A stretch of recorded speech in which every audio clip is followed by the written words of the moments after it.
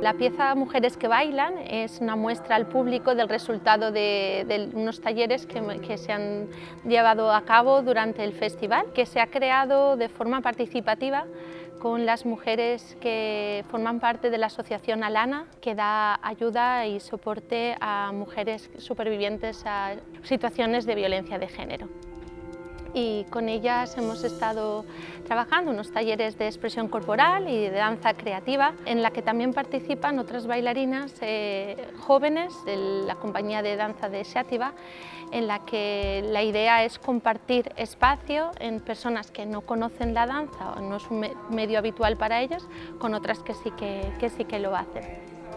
La pieza está vinculada a la instalación Matchman de Àlex Rigola. La pieza Mujeres que bailan es el granito de esperanza de todas estas mujeres en una fase ya de superación.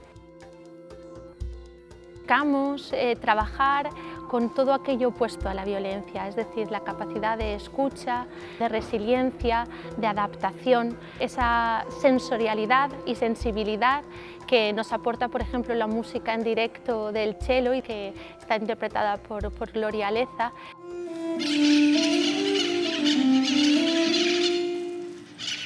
Personalmente, para mí es muy gratificante trabajar siempre con colectivos que no pertenecen al ámbito de la danza, acercarles la danza, que puedan descubrir otra forma de expresarse y de relacionarse.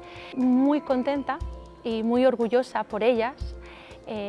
Estaban muy abiertas, muy predispuestas, con muchísima ilusión y con muchas ganas. Creo que todas han agradecido que el festival les ofrezca esta oportunidad de convivir y de tener una experiencia muy diferente a lo que suelen tener en su día a día. Lo hemos pasado muy bien y aprendiendo, porque siempre aprendes del trabajo con otras personas. Y con ellas es especial y creo que lo que van a vivir esta tarde aquí en el claustro gótico como clausura del festival pues va a ser algo muy especial y que esperemos que recuerden.